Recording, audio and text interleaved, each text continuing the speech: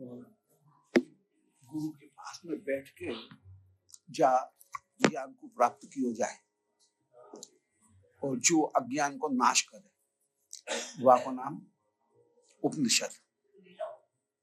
उप माने पास में बैठ के, उप माने पास और सद माने बैठनो, ज्ञान और नाश।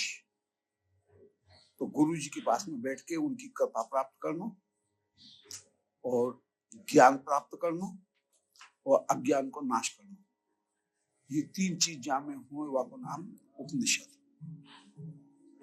भगवद गीता उपनिषद है और संपूर्ण वेदन को सार हो के विराजमान।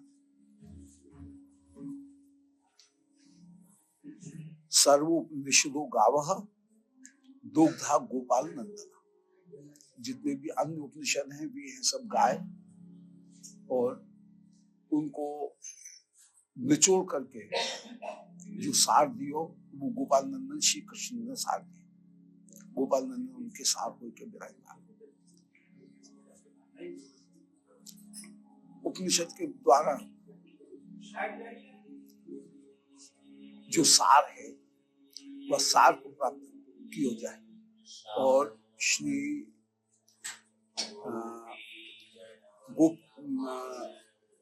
वेद स्तुति में श्री शंकर जी यही कह रहे हैं कि ऐसा उपनिषद, ये उपनिषद को हम तुम्हारे सामने वर्णन कर रहे हैं। तो उपनिषद को तात्पर्य है कि जीव को ज्ञान, ईश्वर को ज्ञान और माया को ज्ञान, तीन तत्व हैं। इन तीनों को ज्ञान जासु हुए को नाम उपनिषद। योग को अर्थ है कि हमारे पास में जो भी साधन है उनको ठाकुर की सेवा के लिए उपयोग कर लेना, ये योग है।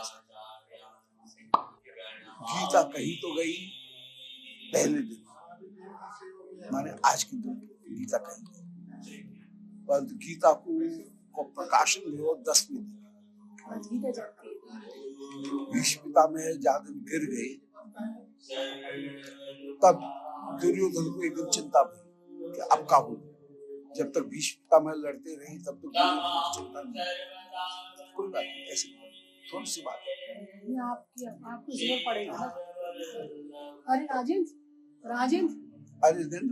अरे सेवा नहीं, थोड़ा सा कम, थोड़ा सा।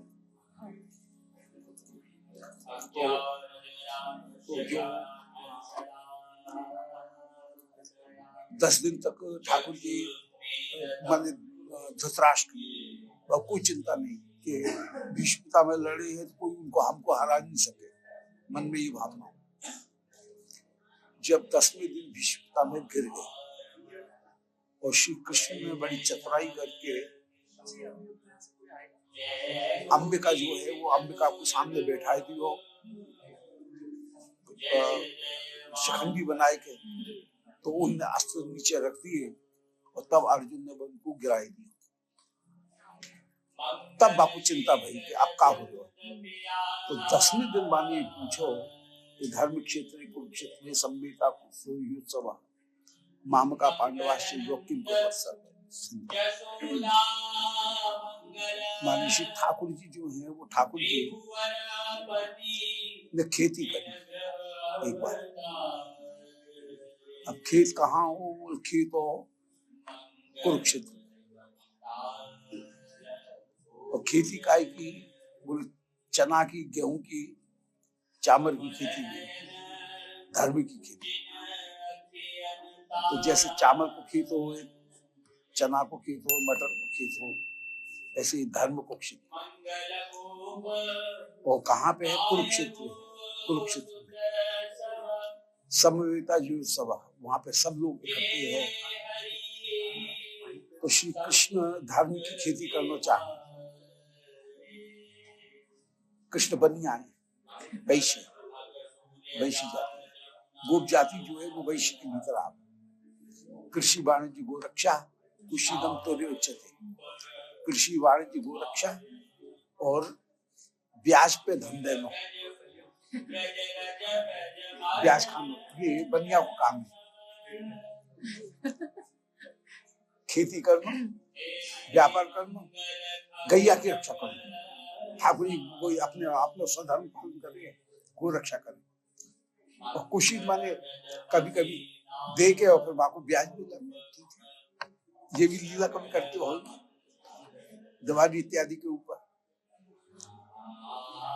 तो ठाकुर ने खेती करी, धर्म की खेती भी करी, कभी कभी मोती की भी खेती करे। तो वो जो है खेती करी।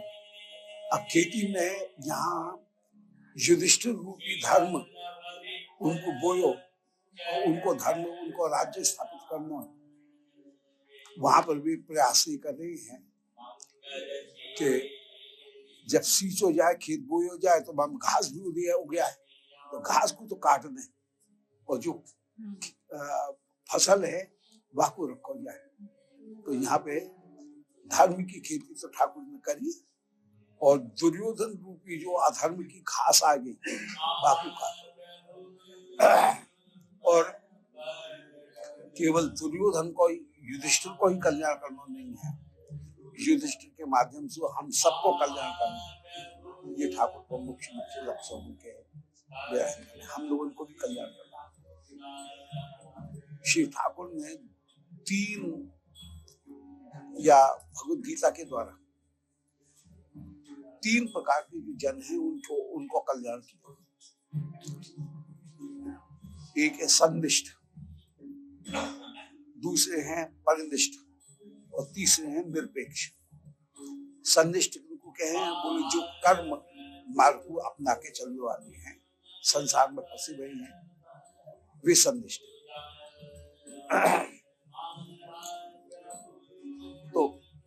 तो संनिष्ठ जो है वो संनिष्ठ जो कल्याण को करने वाले, संनिष्ठ माने धर्म को पालन करने वाले, वर्णाश्रम धर्म को पालन। तो श्रीमद् भगवद गीता में वर्णाश्रम धर्म को पालन, कर्म मार्ग या को उपदेश दिया होगा। तो संनिष्ठ माने जो अभी कर्म कांड में पड़े हुए हैं उनके लिए भी श्रीमद् भगवद गीता उपयोगी है। दूसरे जो उपयोगी है माने संसार को व्यवहार कैसे हो, ये भी ठाकुर समझाते। परिनिष्ठ को तात्पर्य जो ज्ञानी है, मोक्ष प्राप्त करना चाहे, उनको भी कल्याण करना चाहिए। और गीता को तीसरा जो अधिकारी है वो मुख्य अधिकारी है भक्त। गीता मुख्यतः भक्ति ग्रंथ है और भक्ति में सर्वधर्मान परित्यज्य मामेकं शरणं व्रजो, ये ठाकुर विशेष रूप से कहना चाहे। तो ठाकुर की शरणागति में गीता में 5 विषय को वर्णन किया गया, 5 विषय को वर्णन है गीता को। तो ये हो गया अधिकारी। अब संबंध तत्व की बात कर रहे हैं। गीता के संबंध तत्व जो है वो 5 है। 5 वस्तुओं को गीता में वर्णन है। सबसे पहले ईश्वर, फिर जीव, फिर माया, फिर कर्म और काल। ये 5 जो है उनको गीता में वर्णन किया। इनमें जगत भोग्य है, जीव जो है वो भोगता है, तो प्रकृति है भोग्य, जड़ जो प्रकृति है वो भोग्य है और ईश्वर वाको भोगता है। और माया के द्वारा जगत की रचना भई, ठाकुर ने स्वयं जगत की रचना नहीं करी, मन अपने आप ही जगत के रूप में परिणत होते, जगत के जो दोष है वो भगवान में आ जाते। अतः भगवान अपनी शक्ति के द्वारा जगत की रचना करें, तो शक्ति के दोष शक्ति नहीं रहे, भगवान में नहीं। तो जीव भी भगवान की शक्ति है और जगत भी भगवान की शक्ति है। जीव भी भगवान की शक्ति है, जगत भी भगवान की शक्ति है। अब यदि भगवान स्वयं ही जीव बनते तो जीव में जो अज्ञान है, अल्पता है, अहंता है, ये सारे दोष भगवान में आ जाते। अतः शक्ति परिणाम है, स्वरूप परिणाम नहीं। ज्ञानी जन माने भगवान ही जगत बन गए, भगवान ही जीव बन गए। परंतु अपन लोग ये माने वैष्णव गण कि नहीं, भगवान जीव नहीं बने, भगवान की एक शक्ति है, शक्ति की वृत्ति के रूप में जीव बने। भगवान की एक माया शक्ति है, माया शक्ति की वृत्ति के रूप में जीव बने। ये तो शक्ति के दो शक्ति में रह गए। जैसे राजा को कोई सेवक कहीं कोई नियंत्रण कर रहे हो, कोई को डांट रहे हो, तो जितना डांटने वाले लिए उपयुक्त है वो तो ठीक है, और यदि वो कहूँ अपने पद को दुरुपयोग करे तो राजा को दोष नहीं मिलेगा, वह व्यक्ति को दोष मिलेगा, और दंड जो दिया जाएगा वो व्यक्ति को दिया जाएगा। ऐसे ही माया के जितने भी दोष हैं वे माया में ही रहेंगे, भगवान तक नहीं पहुंचेंगे। शक्ति परिणाम मानने पे और स्वरूप परिणाम मानने पे जगत के जितने भी दोष हैं, अंत में तमोगुण, अंत में मोह प्रदान करना, ये भगवान में पहुंच जाएगा। तो भगवान गीता में 5 तत्व हैं। सबसे पहले भगवान है सबके नियंत्रण, मान जीव जगत इन दोनों के भी नियंत्रण। अब जो जगत है वो जगत माया के द्वारा बनो हुए है, और माया शक्ति के द्वारा वो नियंत्रित है। माया के दोष माया में ही रह जाएंगे, जगत के जो दोष हैं वो जगत में रह जाएंगे। जगत के दोष, मोह कर्म के दोष भगवान तक नहीं पहुंचेंगे। अब रहो जीव, जीव भी कोई अज्ञान के कारण आवृत हो के जीव बन गयो हो, ब्रह्म ही अज्ञान से छिप के जीव बन गयो हो, ऐसा भी नहीं माना जा सकता। जीव एक अलग तत्व है, तटस्था शक्ति की एक वृत्ति है। तो तटस्था शक्ति की एक वृत्ति होने के कारण जीव में जो अहंता है और जीव में माया के द्वारा प्रभावित होने को कौन, जीव माया से पराजित हो जाए। अब यदि भगवान ही जीव बने तो माया से पराजित भगवान हो गए, पर ऐसा नहीं माना जाएगा। यदि हम जीव को अलग तत्व मानेंगे तो जीव भगवान से पराजित नहीं होगा। ईश्वर जो है वो माया से पराजित नहीं होगा। जीव अणु है, माया की अपेक्षा अधिक ताकतवर है, अतः वो प्रभावित करते हैं। तो ये 3 तत्व है, ईश्वर, जीव, जगत। अब चौथा तत्व जो है वो है कर्म। कर्म अपने आप में तो जड़ है, भगवद गीता में वर्णन करेंगे। कर्म अपने आप में तो जड़ है, परंतु जड़ हो के भी कर्म, यदि कोई चेतन के साथ में कर्म जुड़ेगा तो वो कर्म कहीं कार्य करने वाला हो जाए, चेतन के साथ में जुड़े। तो मान जीव जो है वो कर्म कर रहे हैं, और कर्म के जो फल हैं वे कभी कर्म विपाक के रूप में, कभी स्वर्ग की प्राप्ति होगी, कभी नरक की प्राप्ति होगी, कभी सुख दुख दोनों की मिश्रण की प्राप्ति संसार में। तो ये कर्म को फल। 5वीं जो चीज है गीता में जो वर्णन कर, श्रीमद् भगवद गीता में जो वर्णन कर, वो है काल। काल वो शक्ति है जो सारी वस्तुएं बनी है 3 गुणों से, सत्व स्तंभ 3 गुणों से सारी वस्तुएं बनी है। काल वो वस्तु है जो इन गुणों में कहीं न कहीं अंतर करे, कभी सत्वगुण को बढ़ाए दे, कभी रजोगुण को बढ़ावे, कभी तमोगुण को बढ़ावे। और दूध हमने रखो, वहां में सत्वगुण है, परंतु रखो रहो तो वही थोड़ा सा बेस्वाद हो जाए, बासी हो जाए, और ये तमोगुण पर हो जाए तो वो जम जाए और सड़ जाए, बास गंध लगे। तो काल के कारण जो वस्तु है वहां में कहीं गुण में अंतर आ। गीता आई तो मजे में ये तभी ठीक है। तो ये जो है गुण, वे गुण त्रिगुण जो है वो त्रिगुण में क्षोभ करने वाली जो शक्ति है वो काल है। तो गुण क्षोभ कर लो काल। ये भगवद गीता में ये 5 चीज बताई।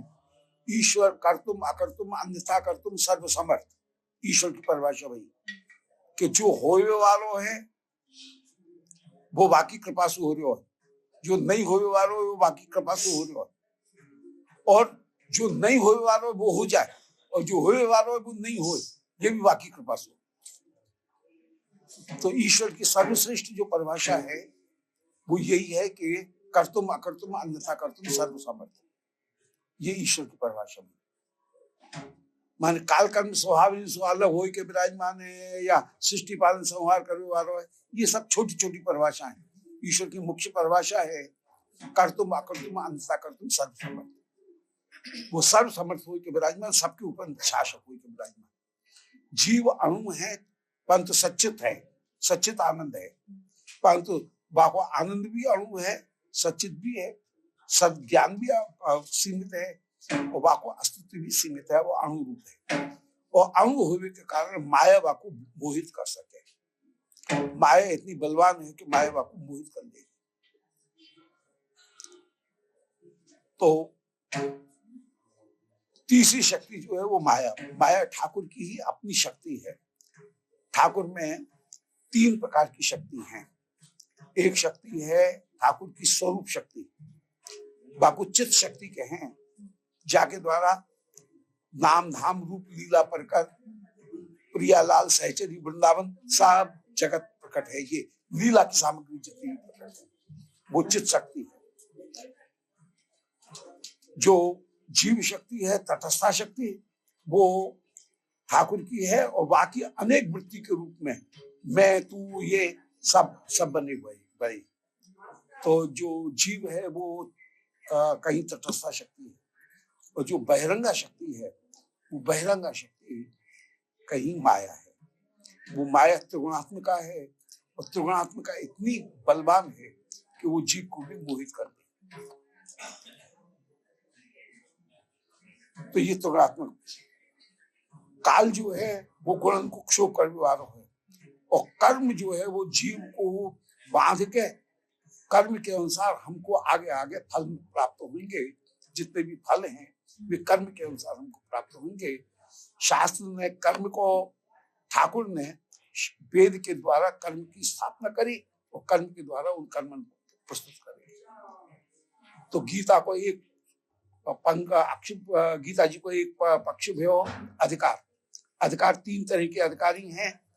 संसारी जन उनको सत्कर्म में लगानो, दूसरा जो अधिकारी है वो है ज्ञानी, उनको मोक्ष प्रदान करना, और तीसरे मुख्य अधिकारी है गीता के हम लोग भक्तगण, जो भक्ति को आश्रय ग्रहण करने वाले, उन भक्ति को आश्रय ग्रहण करने वाले। आया पूजा जी आज इधर आए, जो भक्ति को आश्रय ग्रहण करने वाले हैं वे भी गीता के अधिकारी। तो गीता के 3 अधिकारी भगवद गीता के, आज गीता जयंती है, गीता के 3 अधिकारी, सन्निष्ठ, परनिष्ठ और निरपेक्ष। सन्निष्ठ को तात्पर्य है सत्कर्म में सदाचार, सत्व गुण में लगे वाले, उनको भी उपदेश करने वाली गीता है कि सत्कर्म करो, अधर्म को त्याग करो। परनिष्ठ को तात्पर्य है जो संसार की उपाधि को त्याग करके मोक्ष प्राप्त करना चाहे, उनको भी भगवद गीता उपदेश करे। और निरपेक्ष को तात्पर्य है कि ना हमको मोक्ष चाहिए ना हमको स्वर्ग चाहिए। स्वर्ग नरक की आस न त्रास, जे रस रसिक बिहारिन दास। हमको ठाकुर जी की सेवा चाहिए, तो भगवद गीता सेवा को भी उपदेश करने वाले ग्रंथ है। तो ये 3 अधिकारी हो गए। तो अधिकारी की बात हो गई। अब संबंध में श्री गीता 5 तत्वों को निरूपण करें।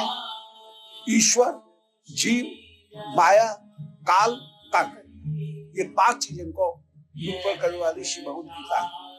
अब गीता को प्रयोजन का है, गीता क्यों कही गई? गीता को मुख्य लक्ष्य है शरणागति। सर्वधर्मान् परित्यज्य मामेकं शरणं व्रज। ये शरणागति प्राप्त करा के ठाकुर के माधुर्य को हम आस्वादन प्राप्त करें, ये मार्ग प्रस्तुत करना, ये गीता को मुख्य लक्ष्य है। माधुर्य प्राप्त करना, ये प्रयोजन है। अब यह प्रयोजन को प्राप्त कैसे किया जाए, वो प्रयोजन को प्राप्त करने को जो तरीका है वो है तीन। गीता के द्वारा तीन प्रयोजन बताए गए, साधन बताए गए। पहला साधन है निष्काम कर्म। सकाम कर्म करने पर बंधन की प्राप्ति होगी। हम कर्म तो करेंगे, कर्म किए बिना रह नहीं सकते।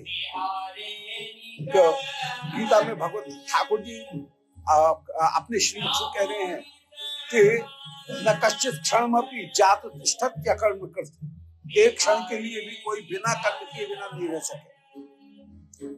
तो कर्म हम कहिए बिना रह नहीं सके। बोले हम तो खाली बैठे, बोले बैठना भी तो एक कर्म है। तो हम तो कर्म तो कोई न कोई करेंगे, परंतु तो हमारी जो कर्म है वो कहीं न कहीं ठाकुर की सेवा के साथ में जुड़े। कर्म बंधन को देने वालों, परंतु तो कर्म को चार चीजों को यदि अपनाया जाए तो कर्म कल्याण कर हो जाए। पहली चीज, कर्म करेंगे, कर्म को फल नहीं चाहेंगे, परंतु कर्म अपने को फल अपने आप मिलेगा। कर्म करेंगे तो एक्शन है, तो रिएक्शन अपने आप होगा। तो दूसरी बात है कि ये विचार करना कि हम कर्म के कर्ता नहीं है, अकर्तृत्व बुद्धि। तो निष्काम कर्म, अकर्तृत्व बुद्धि। फिर तीसरी चीज, हमने जो कर्म किए उन कर्म को कहूं न कहीं ठाकुर को समर्पित करना। जो कर्म है, कर्म को जो फल है वह कर्म को ठाकुर को समर्पित किया जाए। तो निष्काम कर्म, फिर अकर्तृत्व बुद्धि, हम करता नहीं है। फिर तीसरी चीज, हमारे जितने भी कर्म हैं उन सब कर्म को कहूं न कहूं ठाकुर के साथ में लिंक कर दो। यहाँ तक कि स्नान कर रहे हैं, दातुन कर रहे हैं, ये भी ठाकुर के साथ में लिंक है। तो ठाकुर जी की सेवा करेंगे तो ठाकुर जी को बुरा लगेगा, अतः पवित्र हो के हम जाएं। तो हम दुकान मकान, बाल बच्चा का पालन, घर में पति पत्नी इनकी सेवा, कोई भी कार्य कर रहे हैं, वो भी ये सब मिलकर के हम कहीं ठाकुर की सेवा करेंगे तो अपने संसार के जितने भी कर्म है, लौकिक वैदिक व्यावहारिक, सभी कर्म कहीं न कहीं ठाकुर के साथ में जुड़े होने चाहिए। ये बात तो यही को कहें बुद्धि। और चौथी चीज है कर्म जो किए उनको ठाकुर को समर्पित कर। तो चार चीज यदि आएंगी तो कर्म कर्मयोग बन जाएगा। फिर से दोहरा दें, कर्म को फल नहीं चाहूं मन निष्काम का। फिर कर्म करने वालों में नहीं हूं। ठाकुर जैसी प्रेरणा कर रहे हैं वैसे मैं कर्म कर रहा हूं। अकर्तृत्व बुद्धि। तीसरी बुद्धि योग, हम जो कर्म कर रहे हैं उनको ठाकुर की सेवा के साथ में कोई कोई संबंध होना चाहिए, बुद्धि योग। और चौथी चीज, कर्म किए हैं, करने वाले तो हम ही हैं, तो हम कर्म को ठाकुर को समर्पित कर दें, कर्म समर्पण। ये चार चीज होंगी तो कर्म योग बन जाएगा, अन्यथा कर्म बंधन भी हो। तो कर्म को कर्म योग बनाना। तो भगवान ने एक साधन ये वर्णन किया, कर्म योग। दूसरा साधन जो भगवान ने वर्णन किया वो किया ज्ञान। ज्ञान को तात्पर्य है हम ईश्वर के ही अंश हो के विराजमान हैं, उनकी तटस्था शक्ति है, और तटस्था शक्ति हो के हमें जो उपाधि प्राप्त भई है, उपाधि में नहीं हूं, मैं शुद्ध बुद्ध मुक्त आत्मा हूं। मैं शरीर नहीं हूं, मैं स्त्री नहीं हूं, मैं पुरुष नहीं हूं, मैं ब्राह्मण नहीं हूं, क्षत्रिय नहीं हूं, मैं शुद्ध आत्मा हूं। और आत्मा ईश्वर का अंश है, और जो अंश है वो अंश में लीन हो जाए, ये ज्ञान प्राप्त करना। ज्ञान को नाम है ज्ञान। तो दूसरा जो भगवान ने साधन निरूपण किया कि सत असत को विवेक रख के सत को त्याग करना, असत को त्याग करना और सत स्वरूप को प्राप्त करना, ये भगवत गीता में उपदेश किया जाएगा।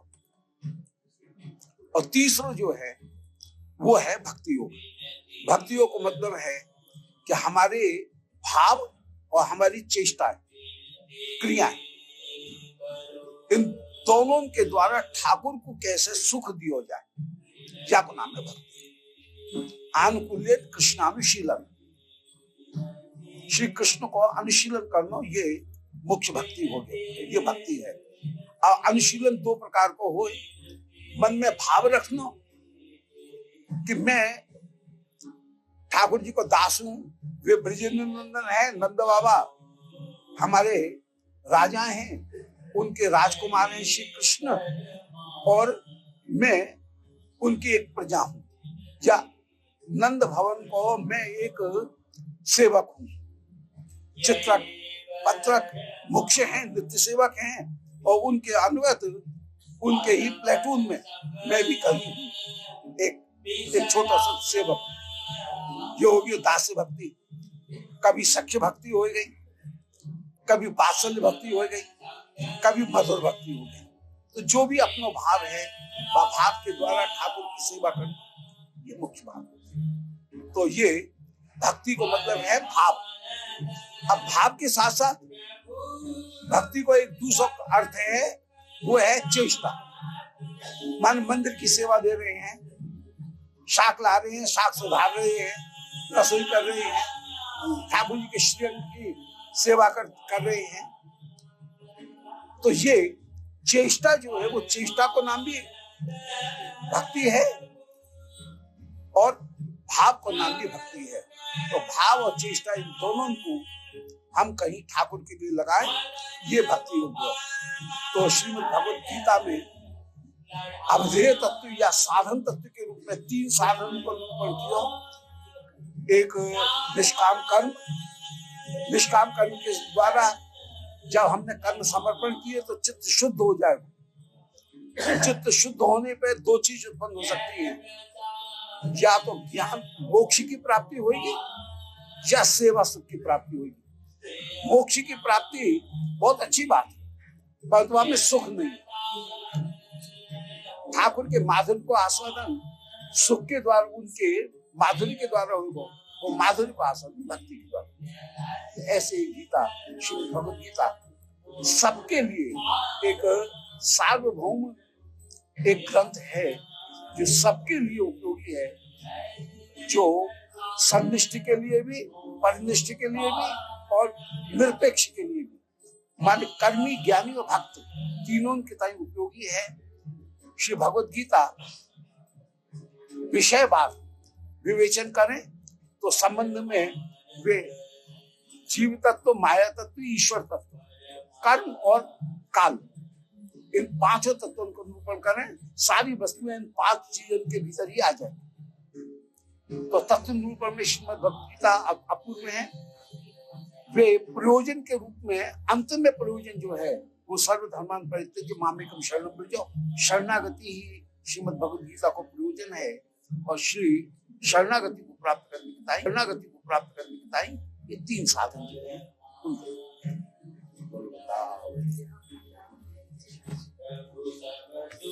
आज गीता जयंती थी तो आज ही मेरे मुंह से